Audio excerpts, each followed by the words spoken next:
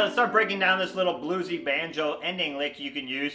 Not too hard. I'll break it down and then show you some spots you can use it. I got this lick from Jason Davis. Great banjo player. Very underrated, I think, but one of the absolute best in terms of pocket, drive, tone, taste, timing, all the three T's. Jason Davis has them all. So definitely check out his playing. But this song works good on kind of like a mid-tempo bluesier song. Can work over a D chord coming back to G, or can also work over a G chord. Let's start breaking down the lick. Here we go. Okay, so here's the lick one more time. Okay, so let's start breaking it down. So I think this lick looks scarier than it is when you first look at the tab, but it's actually not that hard. Let's do just the right hand first. So we're going to start with these two pinches on the first and second string with your index and middle finger of your right hand. You're going to pinch twice quarter notes. And then you do like a backwards roll. Strings 1, 2, 3, 1. M-I-T-M. And that's the whole lick. So you have... You can't loop it because it starts and ends with your middle finger, but you have... So that's all you got to do with your right hand is just pinch, pinch, and then like a backwards roll. And then to add the left hand, what you do is you do a 2-3 hammer on twice while doing those pinches. And then you go down to the first fret, second string, with your index finger of your left hand. You do that backwards roll. And then a 3/4 slide. Very like kind of Tony Rice. Like how you might play like a guitar lick. So you have, the whole thing sounds like this. I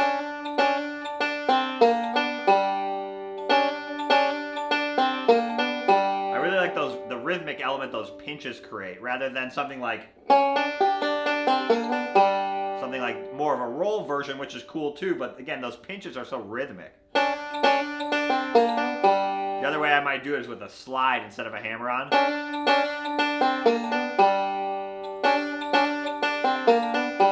You can see it resolves really nicely back to a G chord. Okay, so that's the lick. Not too hard, right? So it's just a D lick back to G. One more variation I might do is right here is just let this slide go on its own. Subtle thing, but it just helps it, instead of like filling that up with the middle finger of your right hand, sometimes letting that slide happen on its own, it just gives it a different quality.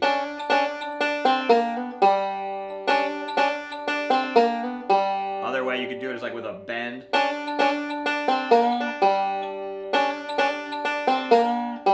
like that, right? So I'll give you a few options. So where would we use that? So one spot that would work really good is instead of like a lick like this, like, you know, maybe like a classic little ending like that. What we're going to do is take that first measure now. So we go open D string, 4 string, 2-3 hammer on, thumb, your right hand comes down to thumb middle, and then 4 T-I-M-T. So that sets up the lick.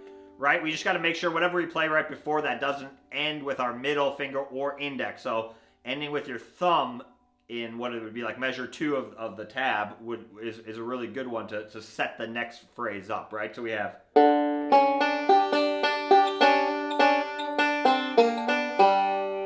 So you could hear like how coming from a G down to a D will set that lick up very nicely, like...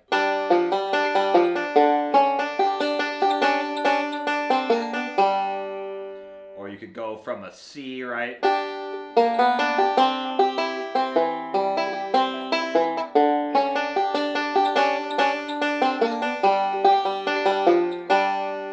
can hear it's just a really nice like D lick back to G in kind of a bluesier song, right? You could do C, right?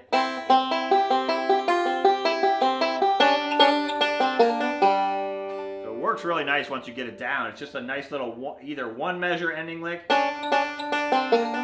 or 2 measure. The other roll that works really good for that one is because, like I said, we need our last note usually to be the 5th string, right? So like the Foggy Mountain roll, right? So like, so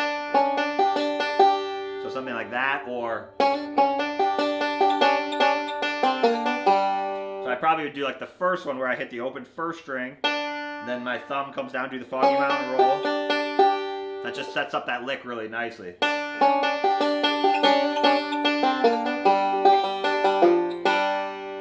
again, practice going back to a G and doing like a little bluesy ending. Or you can expand upon it once you get it down.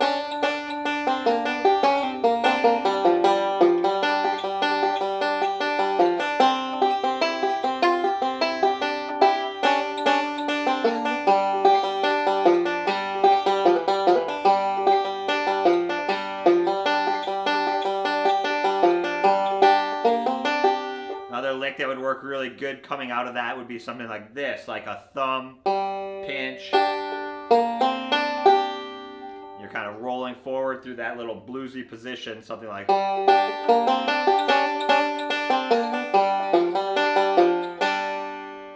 kind of like, again, I really like those pinches. It just adds this rhythmic element that's really cool. And then you could go back and something like that, or you could start, like I said, you could use the Foggy Mountain roll up here.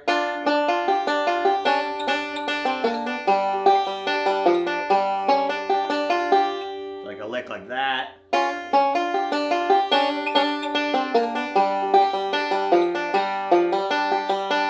The other spot this lick actually works would be like over just the G chord. So up until now we've been playing it as like the D coming back to G, but it could actually just work as like a G lick too, like.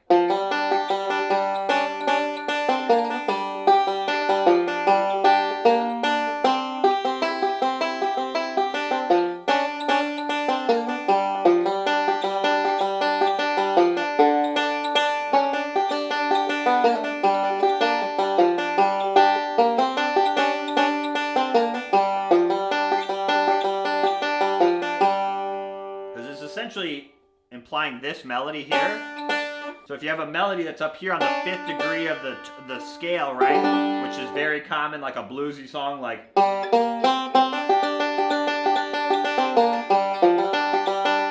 So you could do something like this, right?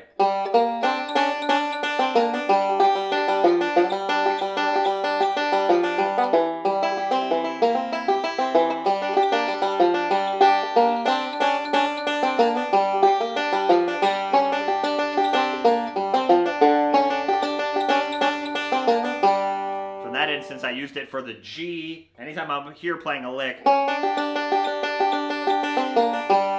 could play that like an idea like that, like I said.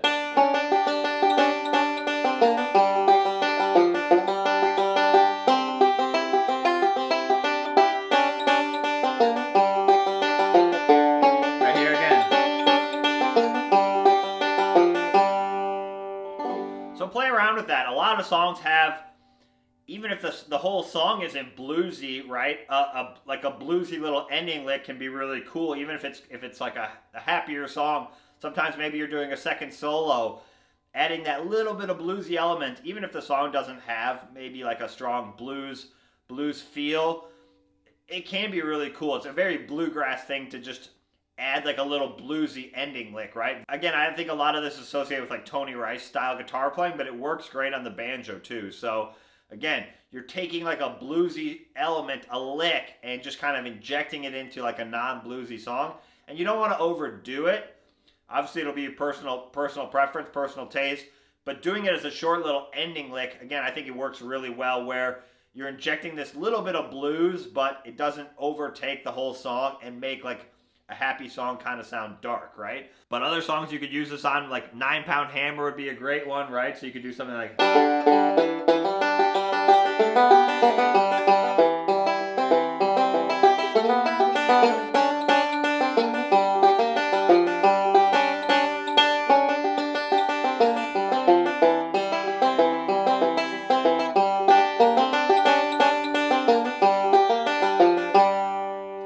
See it, like I said, it works great as a 1-measure D lick, and then if you need the 2-measure version, you just do.